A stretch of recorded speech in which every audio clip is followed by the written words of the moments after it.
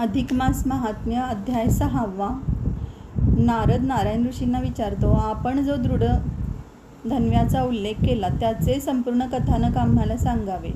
तेव्हा त्यांनी हैहय देशाचा राजा चित्रधर्माचे कथानक सांगण्यास सुरुवात केली. त्याला दृढधन्वा नावाचा पुत्र झाला. तो धर्मपरायण होता. पुढे यौवनावस्था प्राप्त झाल्यावर प्रजेला तो पुत्रवत मानू लागला.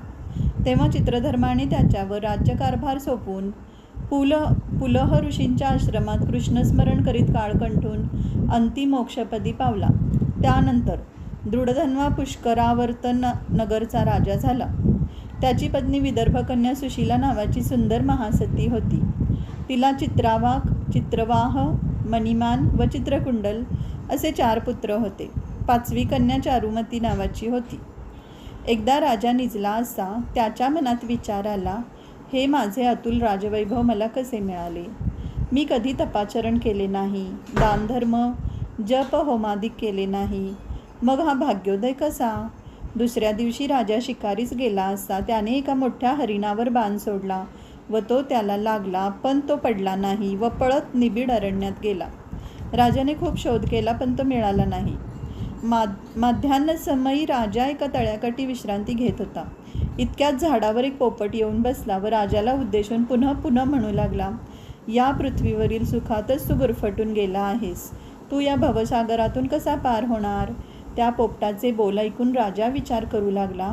इतक्यात सैन्य आले व राजा परतला, परंतु तो खिन्न दिसत होता. सतत विचार करू लागला. शुकवाणीच. अशा स्थितीत एकदा वाल्मिकी मुनी राजगृहात आले. त्यांना पाहताच धावत जाऊन राजाने त्यांचे चरण धरले.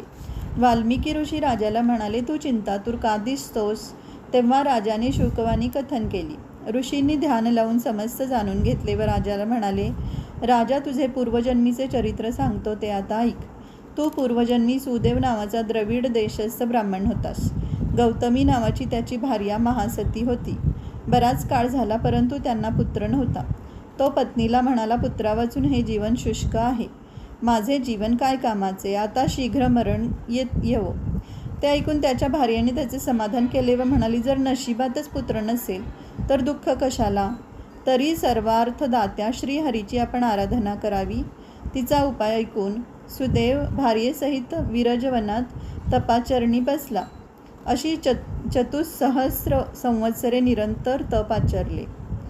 त्याने श्रीहरी प्रसन्न होऊन गरुडावर बसून तेथे येऊन प्रगटला.